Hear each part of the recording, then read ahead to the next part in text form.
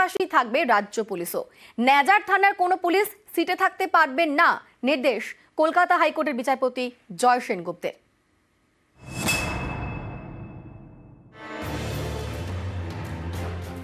5ই জানুয়ারি সন্দেশখালীতে তুল কালাম। সেদিন রেশন দুর্নীতি তদন্তে সন্দেশখালীতে শেখ শাহজাহানের বাড়িতে যায় ইডি।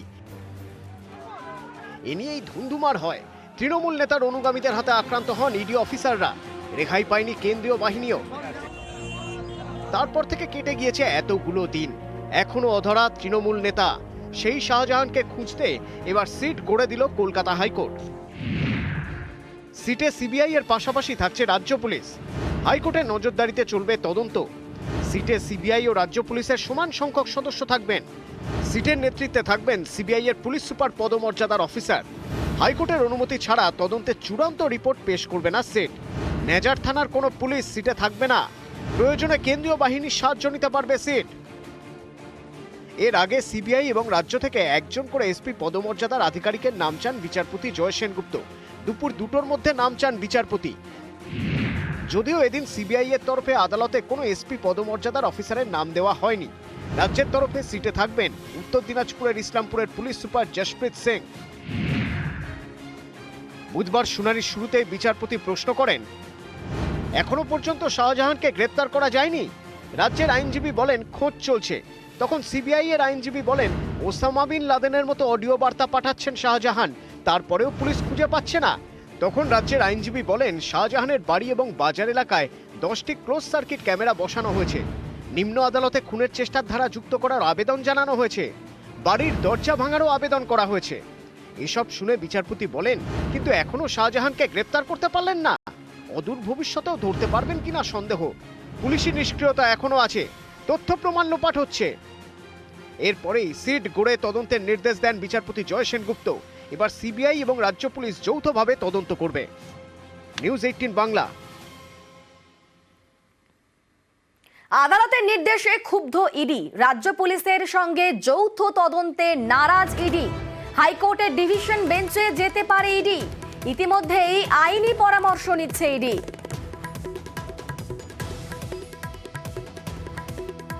আমাদের সঙ্গে এই মুহূর্তে রয়েছেন প্রতিনিধি অর্ণব। যাব অর্ণবের কাছে, কথা বলবো অর্ণবের কাছে সঙ্গে। অর্ণব, যৌথ তদন্তে দ্বন্দ্ব কোথায়? সিবিআই তদন্ত করে তাদের সিবিআই ম্যানুয়াল অনুযায়ী, দিল্লি পুলিশ এস্টাবলিশমেন্ট অ্যাক্ট অনুযায়ী। এক্ষেত্রে সিবিআইকে রেগুলার কেস করে তারা তদন্ত করবে কিনা সেটা বোঝা যাচ্ছে না। সিবিআইয়ের বক্তব্য, এ রাজ্যে একাধিক মামলার, সেটা নিয়োগ দুর্নীতি হতে পারে বা সেটা অন্য স্ক্যামের ক্ষেত্রে হতে পারে, রাজ্য সরকারের পুলিশের কোনো সহযোগিতা সিবিআই পাচ্ছে না। এই অবস্থায় সিবিআই আগেভাগে কোনো এসপির নাম তারা জানাতে অপারগ, কারণ রাজ্যের সঙ্গে যৌথভাবে তদন্ত করার পক্ষপাতী তারা নয়, কারণ রাজ্যের অসহযোগিতা, রাজ্য পুলিশের অসহযোগিতা। এই অবস্থান সিবিআই জানানোর পরেও কিন্তু সিবিআই এবং রাজ্য পুলিশকে নিয়ে যৌথ টিম তৈরি করেছে। এবং এই নির্দেশ যখন ঘোষণা করছেন বিচারপতি জয় সেনগুপ্ত, তখন ইডির তরফে দেশের অতিরিক্ত সলিসিটর জেনারেল তিনি স্পষ্ট ভাষায় জানান যে রাজ্য পুলিশের ওপর তাদের আস্থা নেই। আর একটা দিনও অতিরিক্ত যাতে রাজ্য পুলিশ তদন্ত না করে, এই যে তদন্ত নির্দেশ দেওয়া হচ্ছে, কেন সিবিআইকে পুরোপুরি দেওয়া হচ্ছে না।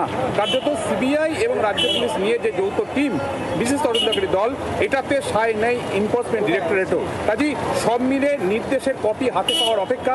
সেই নির্দেশের কপি হাতে পাওয়ার পরই এই নির্দেশ আপিল করে ডিভিশন বেঞ্চে ইডি যাবে কিনা সেটা নির্ভর করছে। সিবিআই কাজ করার ক্ষেত্রে একাধিক অসুবিধা রয়েছে। তারা রেগুলার কেস, যে নাজার থানা 2টো এফআইআর তদন্ত করতে বলা হয়েছে, সেক্ষেত্রে রেগুলার কেস করে তাদেরকে তদন্ত এগিয়ে নিয়ে যেতে হবে। আবার রাজ্য পুলিশ যদি তদন্ত করে, রাজ্য পুলিশের নিজস্ব যে আইন রয়েছে সেই আইন অনুযায়ী, সিআরপিসি অনুযায়ী তারা এফআইআর, নাজার থানা 2টো এফআইআর তার তদন্ত করবে। কাজেই এই দুটো জায়গা কি করে বিচারপতি তার নির্দেশে স্পষ্টভাবে উল্লেখ করেন সেটার দিকে তাকিয়ে রয়েছে রাজ্য এবং ইডি বা সিবিআই। এখন দেখার এই নির্দেশে আসলে বিচারপতি ঠিক কি নির্দেশ দিয়েছেন সেটা দেখার পরই পরবর্তী পদক্ষেপ, এমনটাই আমরা সূত্র মারফত জানতে পারছি ইডি বা সিবিআইয়ের তরফে। একেবারেই ধন্যবাদ অর্ণব। আর এই নিয়েই শুরু হয়েছে রাজনৈতিক চর্চা। রাজ্য সরকার সাধারণ মানুষ দ্বারা নির্বাচিত, আইন শৃঙ্খলা তাদের হাতে, তার উপরে আস্থা রাখতে হবে। কিন্তু আমাদের অভিজ্ঞতা উল্টো বলছে, বারবার এই ধরনের ঘটনা ঘটছে। শাহজাহান শেখের মতো দুর্বৃত্তরা তৈরি হয়েছে কি করে?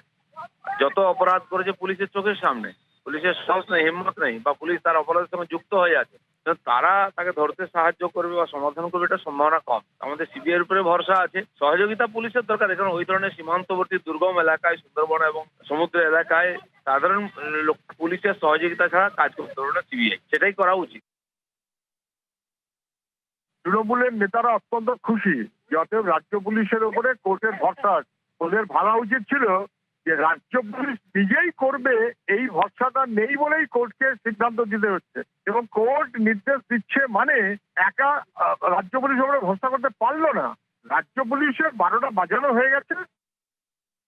ইডি বা সিবিআই যখন কোথাও রেড করতে বা তদন্তে যাচ্ছে, সেই সময় লোকাল থানা বা প্রশাসনকে কোঅর্ডিনেট করা উচিত, জানানো উচিত। আজকের হাইকোর্টের রায় আমাদের সেদিনকার যে অবস্থান তাকেই সমর্থন করলো, সুতরাং আমরাও এবার বেটার রেজাল্টের জন্য অপেক্ষা করব।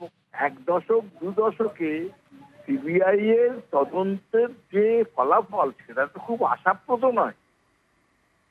হাইকোর্টের নির্দেশ, সেই মতো শেখ শাহজাহানের বাড়ি, মার্কেট, ইটভাটায় বসানো হলো